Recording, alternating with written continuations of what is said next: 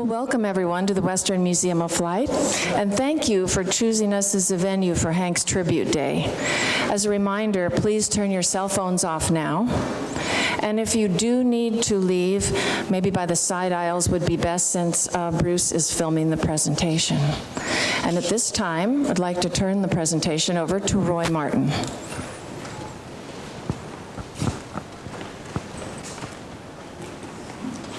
Thank you. Cindy, don't go away. We do want to say thank you, Cindy, for allowing us to have this venue today here at the Western Museum of Flight. This is actually the perfect setting. This is a location where we try to capture the Northrop products and the efforts of the design teams, and recognizing those design teams. That's the intent of this museum, is to capture that history, as well as the history of the test pilots that risked their life flying those designs. So, Cindy, this is perfect, having the YF-17 here today, which was intimately intertwined with Hank's career. Is the perfect setting. As a thank you token, before we get started, I would like to present to the museum a couple of things that I came into possession of. I don't want to elaborate, other than to say it's a YF-17 pilot's manual and checklist. It's got the name Hugo Pink inside of it, if anybody knows Mr. Pink. And in addition, I'd like to present you the safety review form. It's a U.S. Air Force safety review form.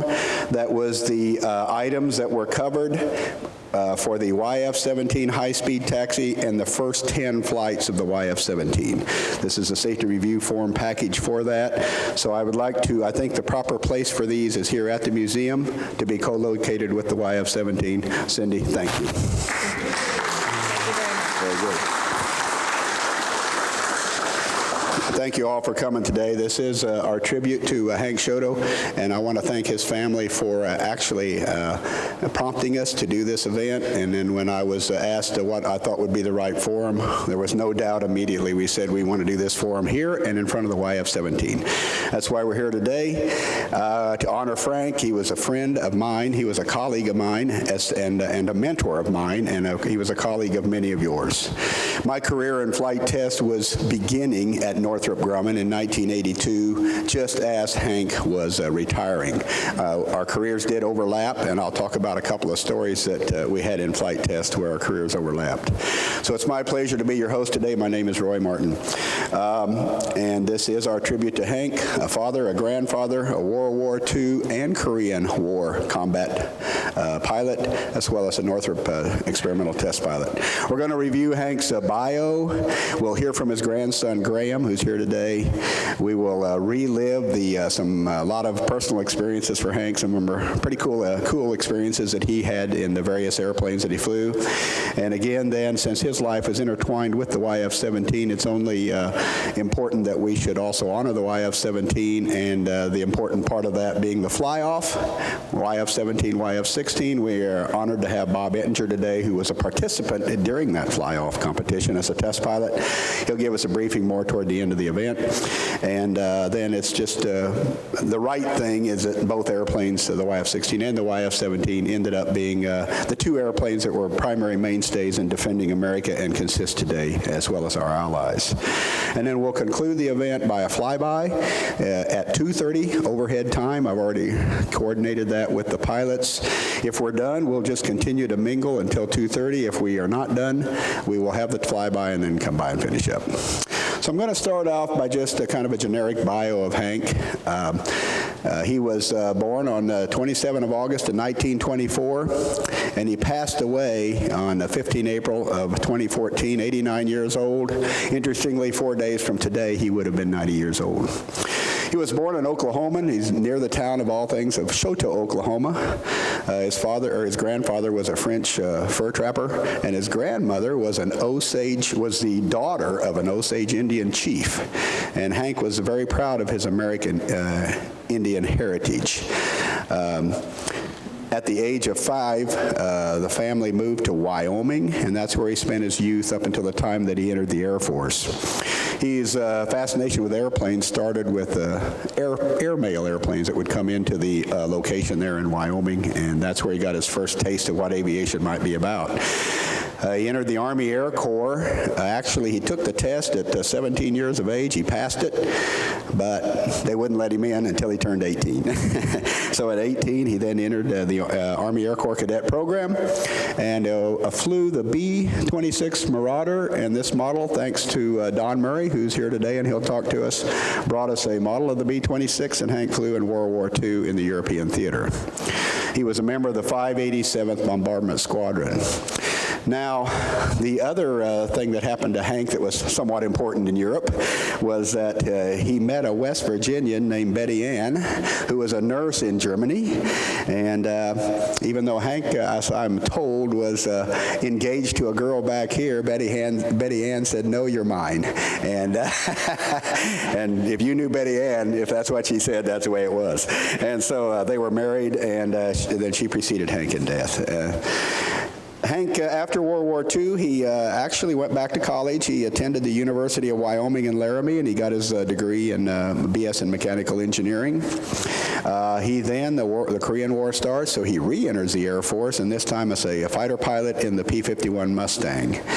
At the end of the Korean War, he was awarded the Distinguished Flying Cross, and throughout his campaigns, Air Medal with 4 Oak Leaf Clusters, 4 Battle Stars, and the Presidential Unit Citation for his actions in Korea. He began working for Northrop then in 1952, and he was first assigned as a pilot on F-89J, B-57, and an F-94 boundary layer control research. Then in 1958, he attends the U.S. Air Force Test Pilot School. He graduates from that, and so now when he comes back into the company, he is promoted to experimental test pilot to work on the new experimental aircraft that are being developed. He worked with the N-156, flew that. He then flew the T-38, the N-156, and the F-5A is the airplane he does the first flight on. Now, the T-38, I'll tell a couple of stories as we get into the program. He was the pilot that had to do the very hazardous pilot-induced oscillation evaluations. We'll talk about that in a bit. Those were some pretty stress-related tests. In addition, he did a canopy-off flight test in the T-38 to determine what kind of noise and what kind of flying qualities issues might be prevalent. I was appreciative of the words he put in the flight manual because a few years later, I was flying a T-38 and lost a canopy, but because Hank had already told me in the flight manual what I could expect, it was a non-event. But I thank him for his telling me what airspeed to go to and what I could expect. He then flies the first flight on the F-5A. We'll have a little quick video of him walking to that airplane. And then he flies all models of the F-5, the CF-5A, the RF-5A. He flew a test on the A-9 aircraft, and then in 1972, he does the first flight on the F-5E International Fighter. Of course, this airplane will eventually go on and enter worldwide service, and even today, it is a mainstay airplane for many countries throughout the world, and it is also the primary aircraft for adversary training for fighter pilots, U.S. Navy fighter pilots, and they still fly the F-5E today.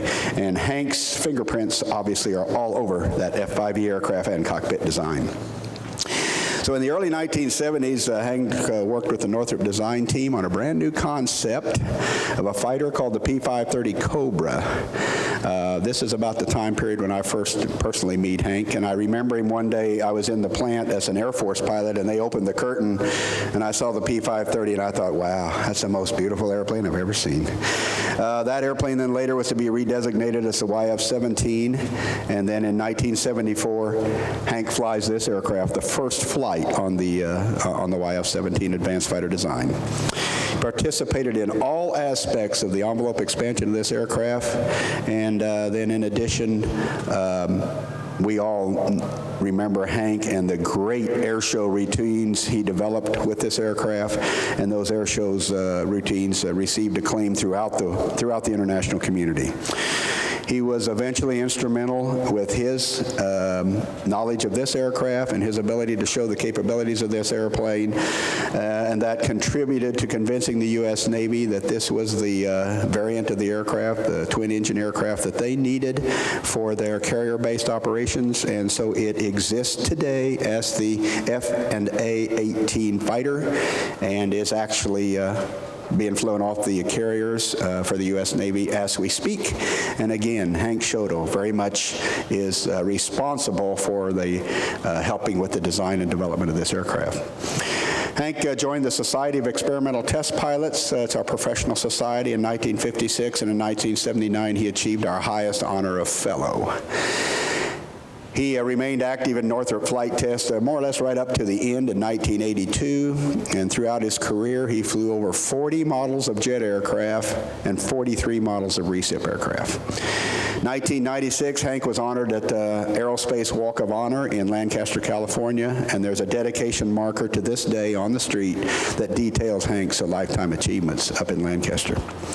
He retired to Santa Fe, New Mexico, remained with his grandson, Graham, and is survived by one daughter, Andrea, and daughter, Amy, and two grandchildren, Graham and Simone, and they're here today. So we'll like to, at this time, Graham, if you would like to say a few words about Grandpa, okay? Yeah. Thank you. Yeah. Thank you, Mr. Martin. Well, I feel really lucky to have known my grandfather, not as a test pilot, or even as a pilot for that matter, but as a father. My grandmother always told us that his grandbabies were a second chance for him to really be a perfect dad. Not that he wasn't a good father the first time around, but that now in his retirement, he really had the time and the energy to put into his grandchildren that I think he wished that he'd put into his children. You know, from helping out with homework to watching graduations, he was always there. He loved war novels and he loved crosswords, remembering and staying sharp. But most of all, he loved life. He loved his lawn and he loved my grandmother. I don't really have much else to say except that I miss him and that I don't know very much about his life before retirement, but as a retired person, he was very special. And I think that pretty much wraps up my words on it. Thank you, Gary. Yeah. Thank you. As a test pilot, of course, we like to tell our flight test war stories. So I need to tell a couple on Hank. That my personal experience, the very first, one of the very, very first things I did after graduation from test pilot school, I was flying the F-4 as a chase pilot, and I was assigned to go down to the test force for the F-5 that was being, the F-5A was under test at that time, and I was supposed to do a photo chase mission on the very first launch of the Maverick missile off the F-5. So I show up, and Hank Chouteau is going to be the pilot. Of course, all my life I've heard about this, or my professional life, I'd heard about the, Hank Chouteau, and great, perfect guy he is, and how wonderful. So, okay, oh cool, I can learn from the absolute best here. So we go up and we have the briefing, and the photographer in the back has one of these high-speed cameras. It's got 400 feet per second of film. You only get like 10 seconds of filming. So it's very high speed, so if anything goes wrong, you got exact detail of anything that might happen. So we're going to be on the wing, and Hank briefs it, okay, I'll be on the wing, I'll be in photo chase. And when Hank's getting ready to do the launch, he'll give me a 5-second countdown, 5, 4, 3, 2, 1, and then he'll shoot the button and off will go the Maverick missile. And in this countdown, the photographer will get the camera started and, okay, all good, perfect brief, here we go.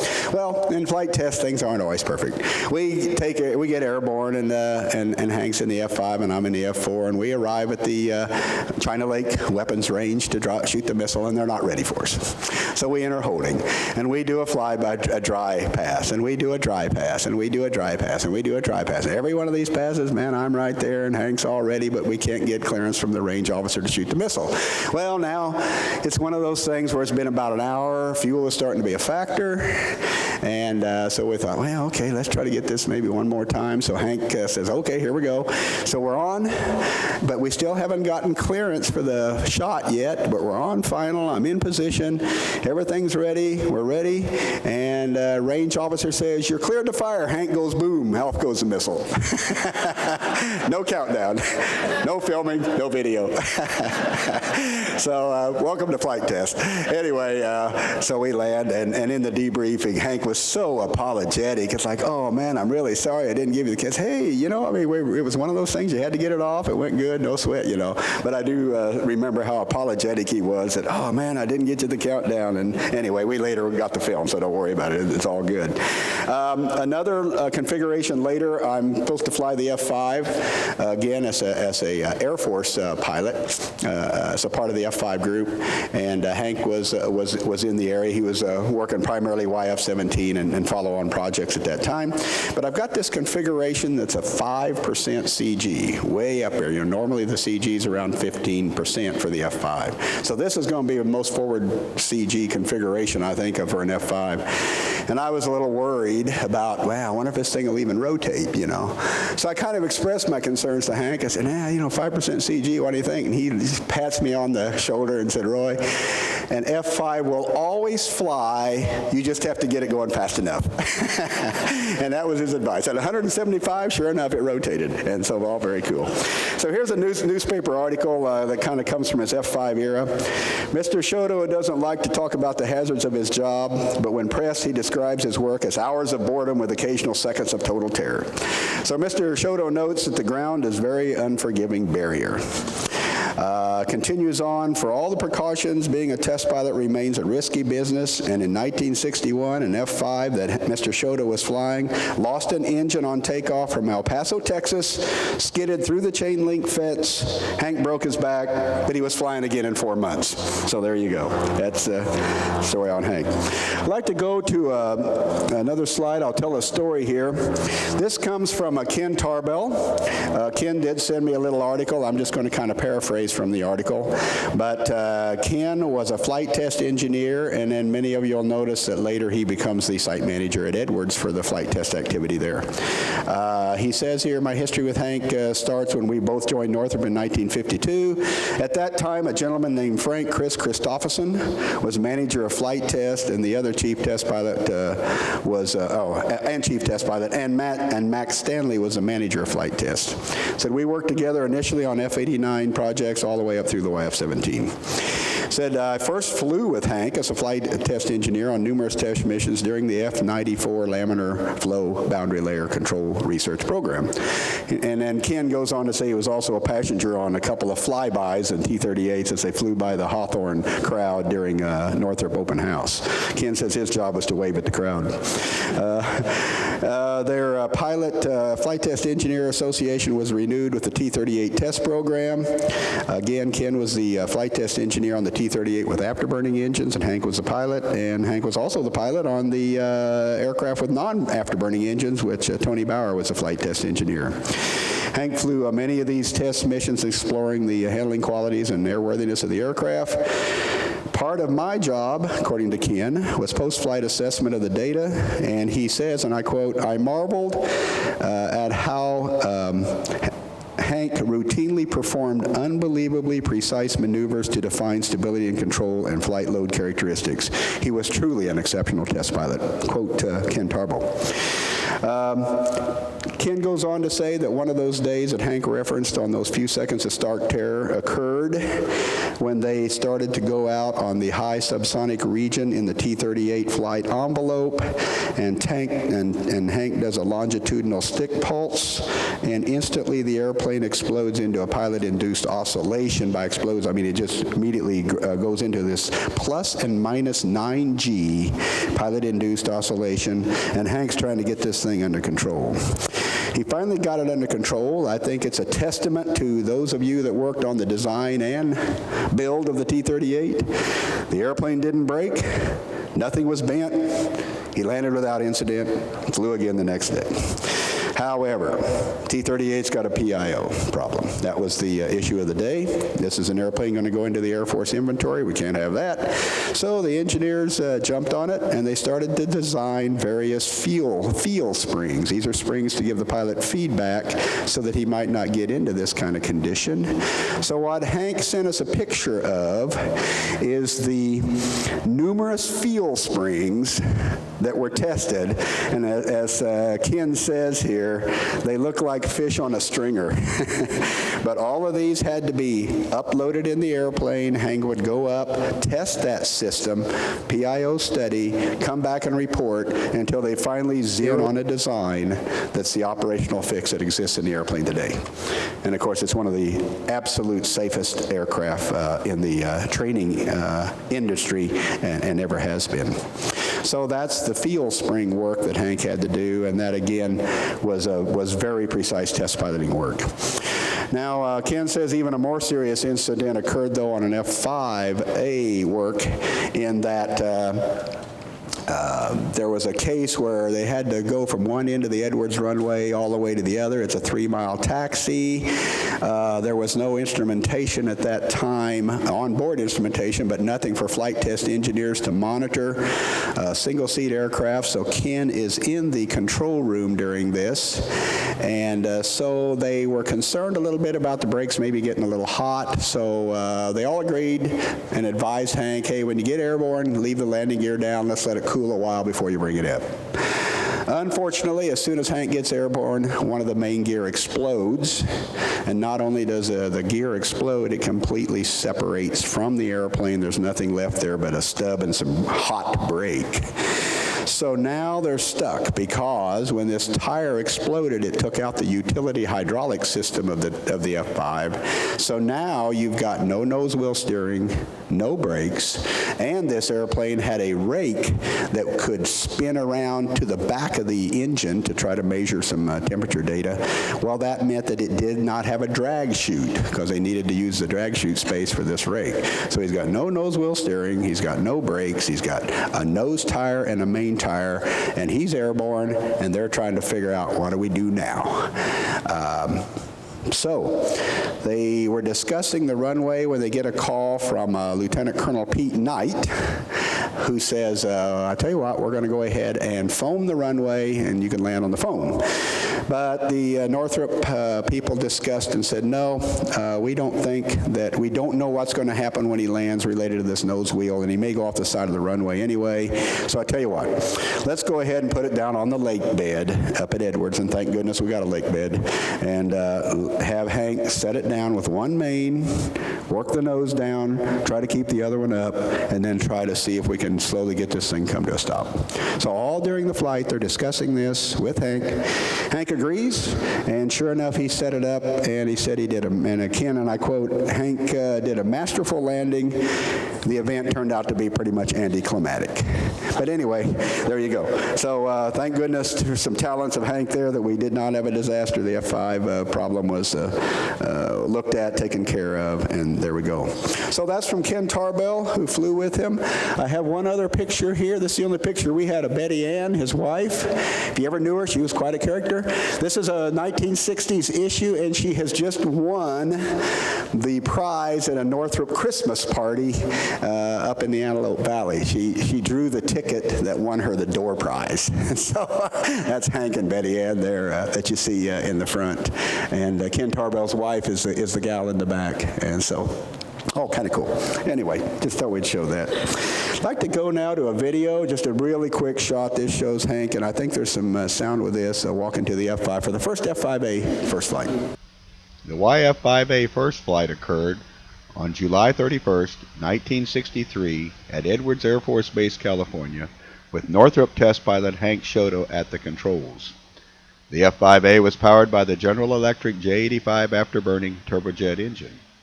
The F-5A design featured a Coke bottle-shaped area rule fuselage for improved performance in the transonic flight region. More than 800 single-seat F-5A and two-seat F-5B versions of the aircraft were produced in the U.S., with many more produced under license to allied countries.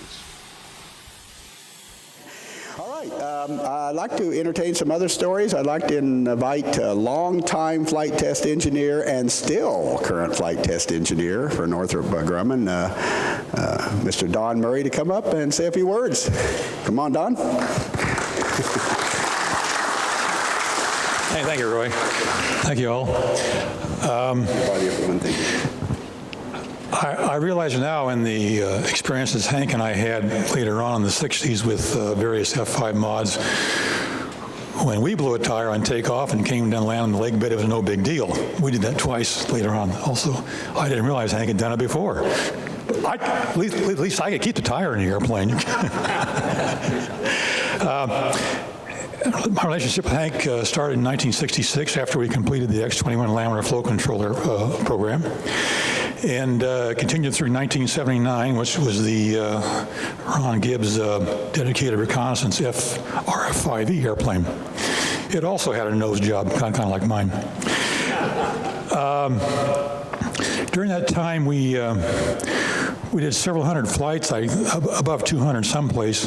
Early on, a lot of it was ECPs that came out of Vietnam where the Squishy Tiger F-5s went. We had to make mods to the engine and mods to the gun system and Lord, I don't know what all else. The first one was on the Norwegian F-5A that's sitting over there in another hangar. They took to Norway, and Norway was not like Edwards in a lot of ways. We tested several mods for rain intrusion and all that kind of stuff. Then this here was a Northrop flight model. It was called a Sierra Sioux. It was a Walt Feller's Ron Beatty design Goodyear racer, and it was going to be the same configuration. It was going to be on the Northrop AX proposal, which became the A9. That is, it was going to be a huge turboprop-powered pusher air-to-ground attack bomber.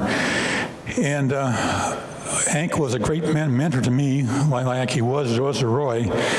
In this case, we had very little instrumentation. We had an over-the-shoulder camera, and we were getting longitudinal static maneuvering and dynamic stability for Jack Carlson, if some of you remember that name, an aero guy.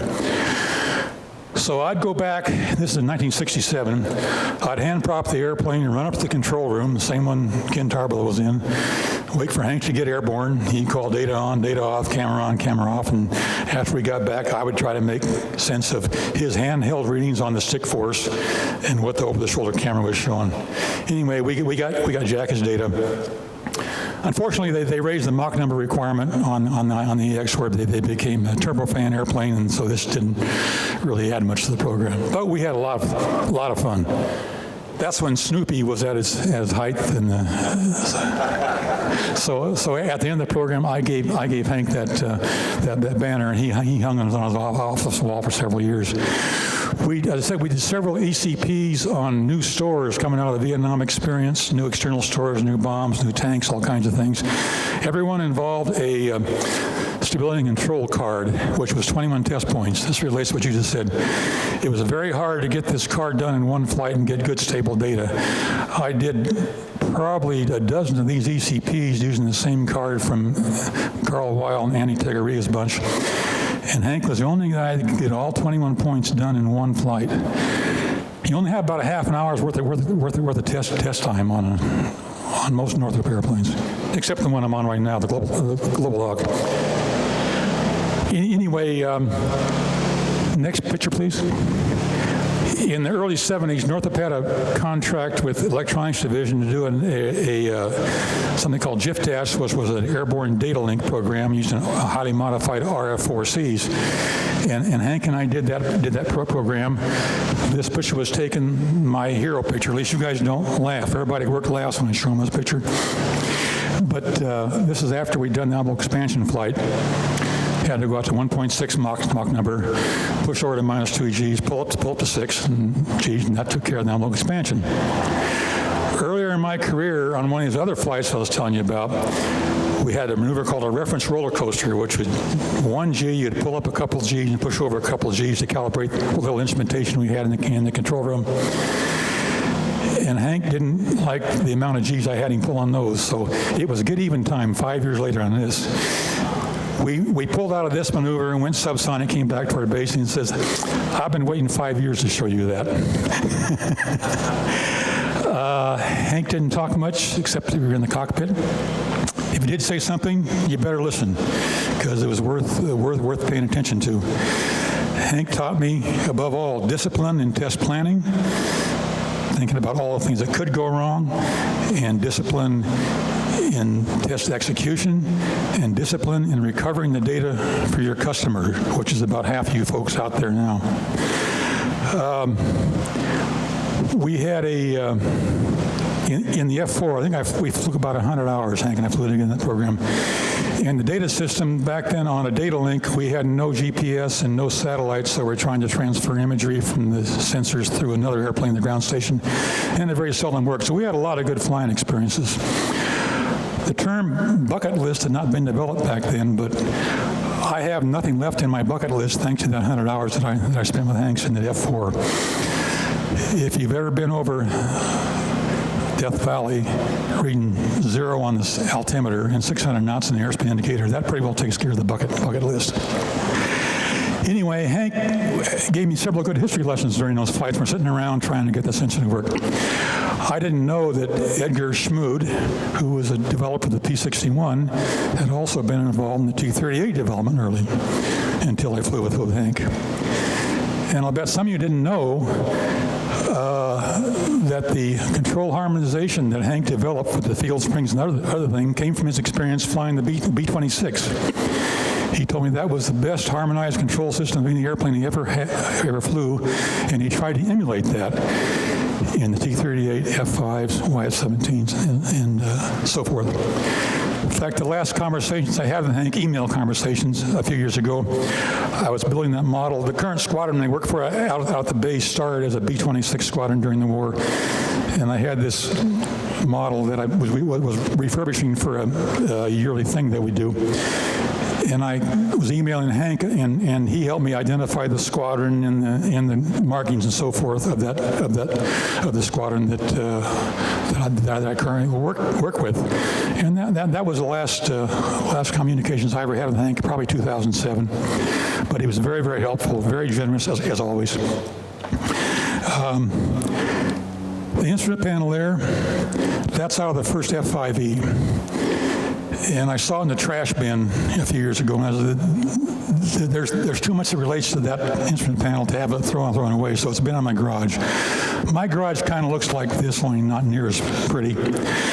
On the first flight of the F-5A, it had a new design of a hiked nose gear, so the F-5A could take off, with a shorter takeoff roll.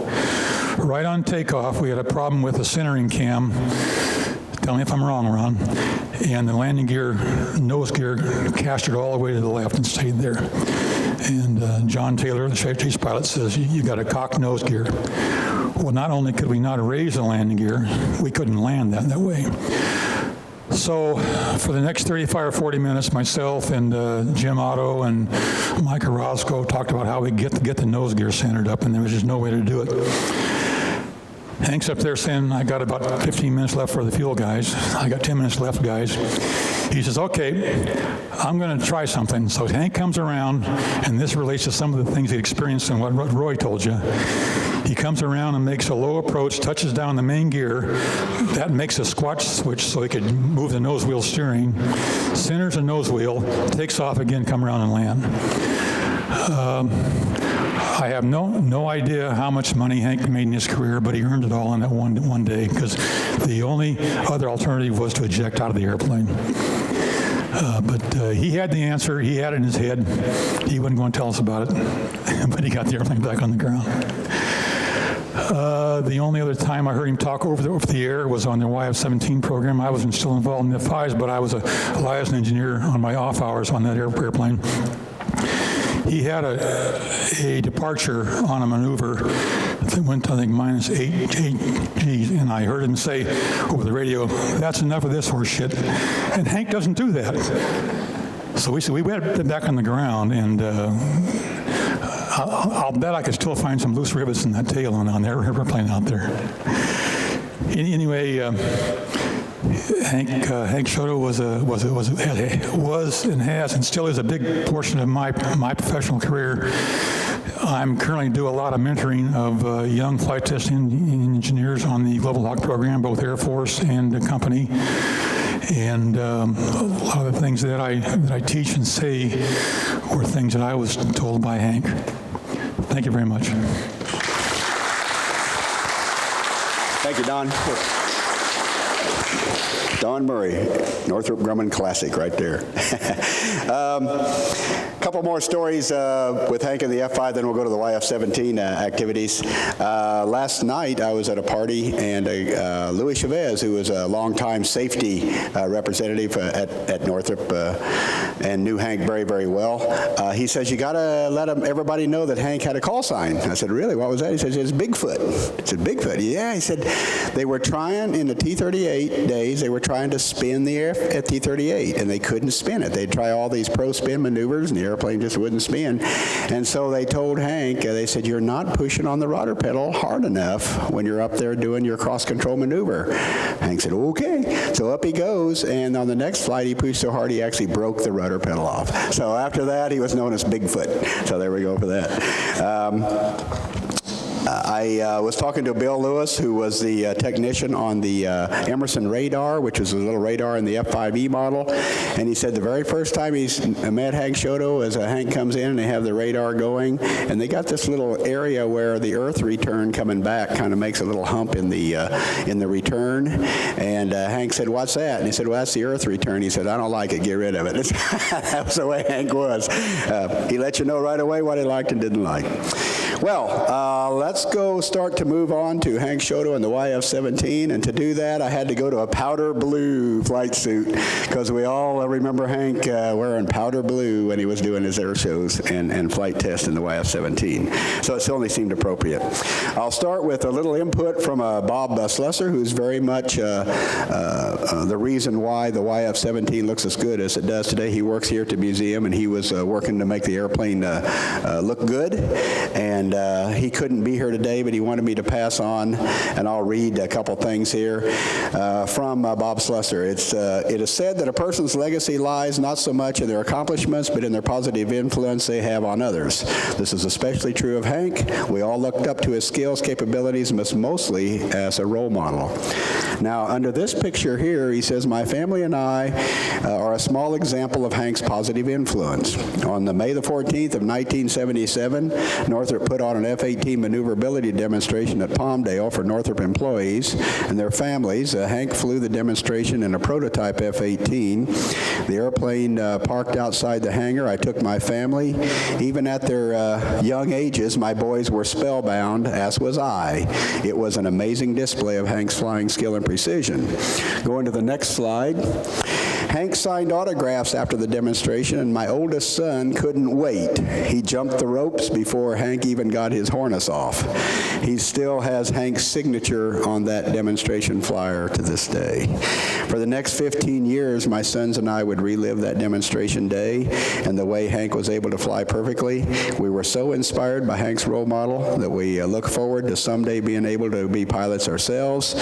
And when the boys were old enough, my sons and I got our pilot licenses and discovered what Hank had already knew long ago, the endless thrill of flying. Through flying, Hank Chouteau had a tremendous positive influence on our lives. It's from Bob Slesser. So thanks to Bob. Okay, let's go to the next slide here. We're now moving into the era of Hank flying the YF-17, and I found some files from the Wall Street Journal. The Society of Experimental Test Pilots, we have a pretty good file on Hank. So this comes from a Wall Street Journal article. If you want to catch Northrop Grumman's Hank Chouteau in the office early this month, look for him upside down 300 feet above the runway at Le Bourget Airport outside of Paris. 6 minutes a day for 11 straight days at the Paris Air Show, he'll be in the cramped cockpit of a new fighter plane, putting it through a delicately orchestrated acrobatic routine in which sudden engine failure or sloppy piloting can be fatal.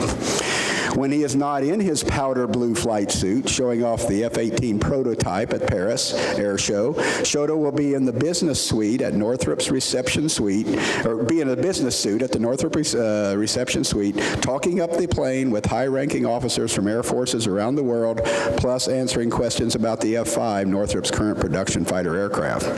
Hank was very much, and this is from Mr. T.V. Jones, Hank was very much the key to the evolution of this airplane, says Mr. Mr. T.V. Jones, the Northrop chairman. Mr. Jones was very much responsible for promoting Mr. Chouteau to chief test pilot because of, and I quote T.V. Jones, his analytical mind and his cool, objective, dispassionate, and unbiased character. Qualities that Mr. Jones says were vital for experimental test pilot. Because the aircraft was essentially designed around him, Hank Chouteau, Northrop figures that Mr. Chouteau's value in marketing the F-18 is greatly enhanced. The company doesn't brief him on what to say to prospective buyers, but relies on his, and again I quote Mr. Jones, unflappable integrity to tell customers everything they know about the aircraft, from Mr. Jones. So what I'd like to do now is go and show you Hank Chouteau flying the first flight of the YF-17. The YF-17 prototype aircraft was unveiled to the public on April 4, 1974, with a rollout ceremony at Hawthorne, California. The Northrop aircraft designer's answer to a U.S. military requirement for an affordable, lightweight fighter aircraft was the YF-17, nicknamed the Cobra. One unique feature of the aircraft was a 17-degree tilt-back ejection seat, which gave an increased pilot G-tolerance during maneuvering flight. Additional unique features of the YF-17 included an extended leading-edge extension and twin canted vertical tails to give the aircraft exceptional high-angle of attack maneuvering capability. Two General Electric YJ-101-100 engines, each with approximately 14,000 pounds thrust, gave a greater than a 1-to-1 thrust-to-weight ratio at the YF-17's clean takeoff weight configuration.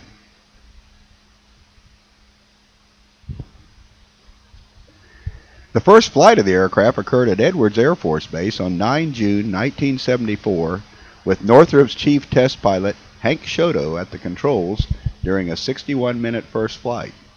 Subsequent flight tests were completed to clear the Cobra's flight envelope to 1.95 Mach, 50,000 feet, 9.5 Gs, and a cruising range of approximately 3,000 nautical miles. The U.S. Air Force chose to develop the YF-16 into the F-16 Fighting Falcon, while the U.S. Navy subsequently chose to develop the YF-17 into the Navy's F-18 Hornet attack fighter that operates from U.S. Navy aircraft carriers. The U.S. Air Force competed the YF-17 against a YF-16 aircraft as part of a lightweight fighter competition. The two aircraft flew together in formation flight, but the two aircraft never directly opposed each other in mock aerial combat.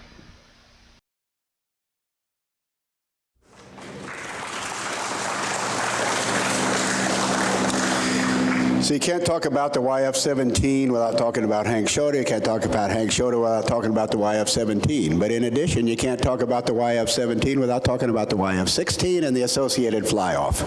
We're honored to have with us today a gentleman who was a test pilot at the time and was very much involved in this fly-off competition.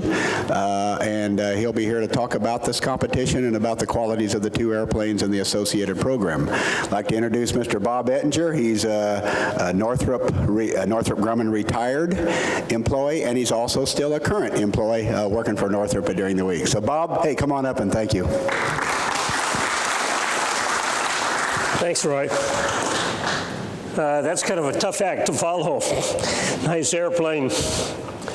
As you can imagine, it was truly a rare opportunity for me as a major to be part of the Lightweight Fighter Joint Task Force.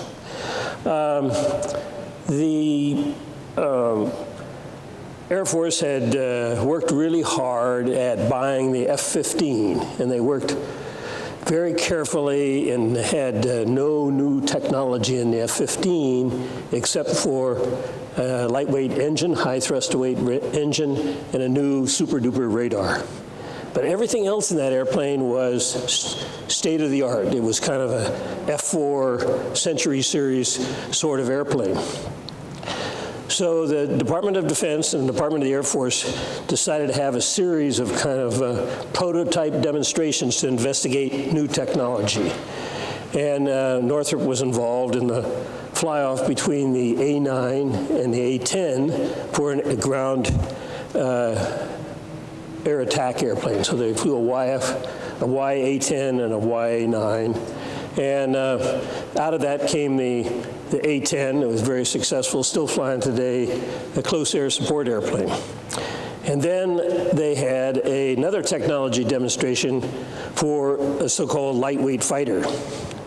And at the F-15 proposal time period, some companies had proposed a new, lighter version of a air-to-air fighter and a lot of advanced technology features, but the Air Force was afraid to try those things on an airplane that they really needed to be successful. The Air Force had not had a new fighter since the Century Series days in the F-15, so they kind of passed on all that and used existing technology and didn't have a heads-up display. They had round dials, steamship dials in the cockpit and all that sort of stuff. So this program, the lightweight fighter program, started off as an independent technical evaluation of 2 advanced technology fighter-type airplanes. And there were 8 companies that competed, or there are 8 versions that competed. There were 7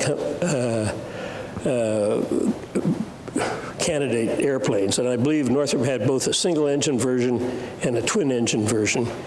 And out of that paper competition, the General Dynamics YF-16 and the Northrop YF-17 were selected to go forward. And under the rules of this fly-off, they didn't have to apply any military specifications, and none of the standard stuff that you put in all airplanes. And there was only one requirement, and that was to, you can go ahead and put the first slide up, if you will. There was only one requirement, and that was to arrive at the combat arena with up to a full load of fuel. So you'd flown into the combat area, you jettisoned your tanks, and now it's time to start. And then you had to make an acceleration from 9/10 Mach to 1.6 Mach. And you do that as fast as you can, 30,000 feet. And then do 3 max power sustained 360-degree turns at 1.2 Mach and 4 max power sustained turns at 9/10 Mach. So the quicker you got around the turn, the less fuel you're burning, because you're an afterburner this whole time. And so there were 7 turns, and that acceleration were your simulated combat. At the end of that time, you had to climb from 20,000 feet to your cruise altitude and cruise 500 nautical miles and still have instrument flight rule landing reserves. And that's pretty aggressive. You can't do that in an F-4. In fact, when we were chasing these airplanes with the F-4, we had to launch 2 F-4s, chase the first half of the flight with one, and have a second guy standing by to come in and fly the second chase the second half of the thing. So these are pretty impressive airplanes. So the Air Force had a team of 6 pilots. 3 of them were test pilots, like myself, and 3 were tactical air command pilots, fighter pilots without the technical training of test pilots.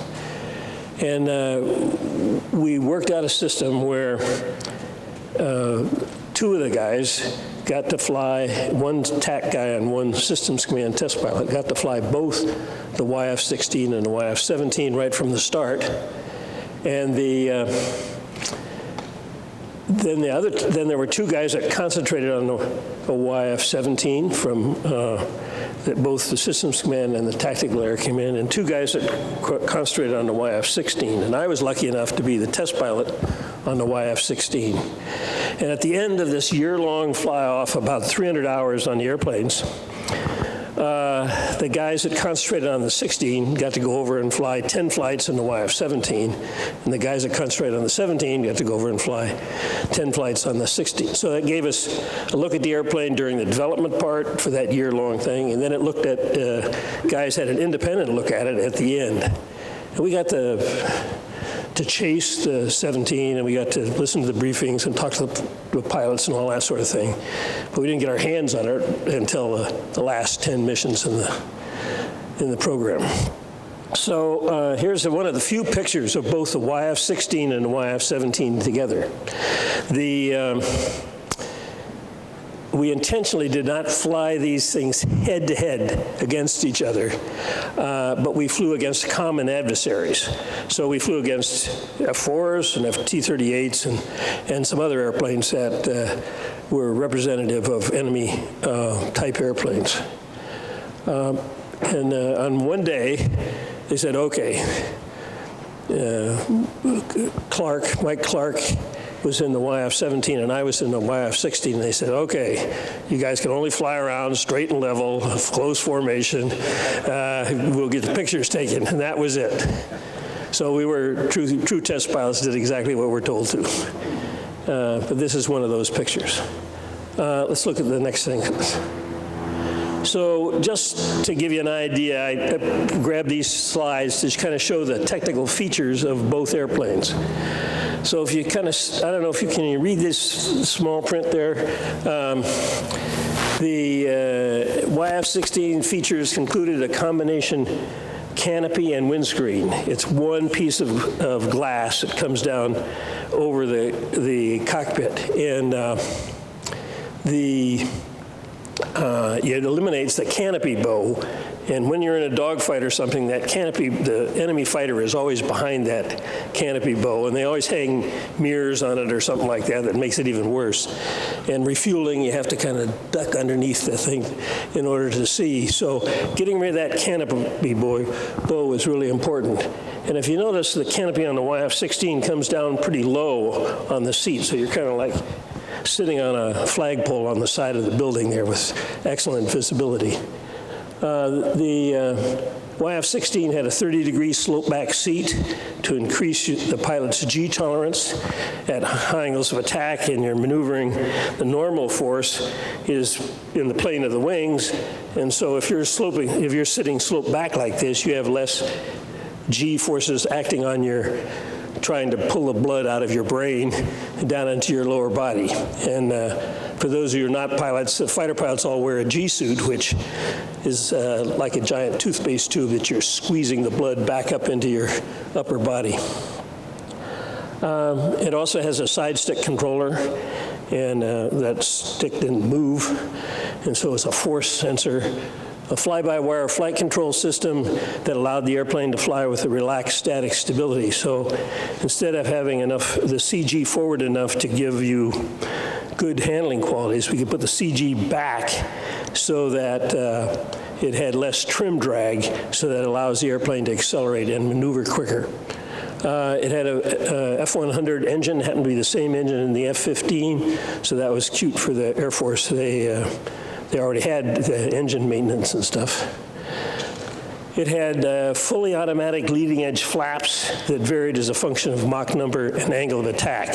So you could fly with a hard wing that allowed you to have good acceleration, but when you turned, the wing cambered and increased your lift so you could maneuver quicker. It also had a four-body strake, and you can see the guy with his hand on that four-body strake up along the side of the airplane. And that four-body strake at high angles of attack trips a vortex flow field that comes back over the fuselage and gives the wing lift at high angles of attack and increases the directional stability at high angles of attack when you're maneuvering. And I think that's it. One thing to notice on this slide, that the airplane with a full internal fuel weighed less than 25,000 pounds. And oh, by the way, the max takeoff thrust was about 25,000 pounds of thrust. So at brake release on a clean airplane, you had a 1-to-1 thrust-to-weight ratio. and that enables you to be able to make a really steep climb like this. In fact, with a 30-degree slope-back seat, your head was actually below the local horizon. If you visualize a 60-degree climb, seat back 30 degrees, that's 90 degrees, so you're actually climbing pretty steep. Okay, let's look at the next one. So here's the features of the YF-17, and you can compare that picture with that airplane, because I think they're the same ones. Again, a leading edge extension here. In this program, they called them Lexus, leading edge extension. And you can see it's almost like a small wing that moves way up in the front of the airplane. And right by the cockpit, that dark blue part is the leading edge of that Lex. You can see a slot between the Lex and the fuselage, and that actually let some of the boundary layer sneak on through the Lex. It also had fully automatic leading edge flaps, and these were kind of innovative. Airplanes before that, we had flaps, we had slats that fell out on F-86 that's got slats that fall out and things like that. F-100 had those, but they just kind of automatically deployed as the dynamic pressure got, as you slowed down, they automatically fell out. But these ones moved for maneuvering. They had fly-by-wire ailerons. The wing was very thin, and there was not room for hydraulic and control rods out there. So the hydraulics were there, but the control rods were not. Engines here, two GE YF-101 or engines.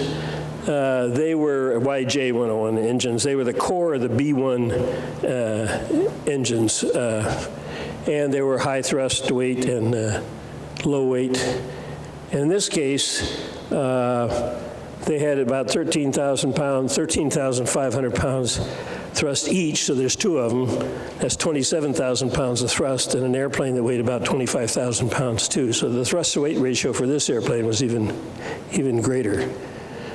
You can see the two diagonal tails there, slanted outboard, and at high angles of attack, the fuselage is blocking the airflow over the center of the fuselage, so those tails sticking out to the sides here interact with that vortex, and you get directional stability at high angles of attack. And it had the slope, the seat, you can see in that airplane out there, is sitting at 17 degrees instead of the normal 13 degrees, which all pilot seats, injection seats were done before. And this airplane had phenomenal handling qualities at low speeds. It was clearly the best handling quality airplane in the traffic pattern and on the landing that I've ever flown. It was a kind of an interesting story that this independent technology demonstration of these two advanced technology concepts for a fighter airplane moved along, and then suddenly the European governments of Norway, Denmark, the Netherlands, and Belgium decided they wanted to buy a new fighter. And they said, we'd like to buy the winner of that competition. And so we said, well, gee, maybe we ought to turn this into a competition. So they actually did turn this independent fly-off into a head-to-head competition. And then Congress came along and said, U.S. Navy, you want to buy a new fighter too, you have to take one of those two airplanes. And the Air Force ended up choosing the YF-16 to go forward. It was a single-engine airplane, a lot of advanced technology, and turned out to be a very successful airplane. They made over 4,500 F-16s, and there are like 29 different countries that are flying F-16s. The Navy took the YF-17 version, they call it the FA-18, as Roy said, and there's over 2,500 of those airplanes out, and I think there's 8 or 9 countries that are using the YF-17. Let's look at the next slide. So here's the combat relevant task just written out. I think I started with that. And, okay, next. And here's what the F-16 looks like today, the Block 60. It's got all kinds of extra stuff on it. It's twice as heavy, but lo and behold, it's got almost twice as much thrust. So the thrust ratio is almost the same. They put these conformal tanks on top of the wings on the side of the fuselage. Much bigger engine, only still a single engine. A lot of advanced electronic technology and that sort of thing. And let's look at the next one. This is a Super Hornet. Again, advanced crew station, and it has more weapons storage or carriage positions. Better structure, again, more thrust. And that's the airplane that's the latest version of the YF-17 or F-A-18. Next. All right, here's the pilots of the lightweight fighter stuff, and I'm the second guy from the right. I was a lot taller then. And Hank is the last guy on the, well, I'm the second guy on the left, and Hank's the last guy on the right in the orange flying suit. And I want you all to remember this is really a story about Hank's work. You've heard about what he did in planning this airplane and then flying the airplane and doing the demonstration. And one last thing, he was kind of famous for doing the Paris Air Show routine without using his G-suit. And he didn't wear a G-suit to went out. Well, the rest of us kind of weak guys went out there and flew with a G-suit on. Thank you. Thank you, Bob. Great. Fantastic. Well, the event today is being videoed. I'd like to thank Mr. Bruce Guberman. Bruce, let's give an applause because he's the one that put together the video, and he's videotaping today. I was requested by Mr. Larry Green's wife. Larry was a manager of flight test for the YF-17 program. He's in a convalescent home right now, but she asked, could you please video the event so that we could present it to Larry? Larry's is the name on the safety review form that I gave to Cindy earlier. So I guess what I'm saying is that the museum now does possess this event on video, and we will we'll be able to have it to show to other people that maybe couldn't be here today, if that's a requirement. Okay, well, we'll take the break now. Stick around, mingle around as long as you want. Food's still up. At 2:30, there will be a flyby. It'll consist of 3 T-6 Texans. They will then do a closed pattern and come by for the missing man formation. So thank you all for coming, and thank you.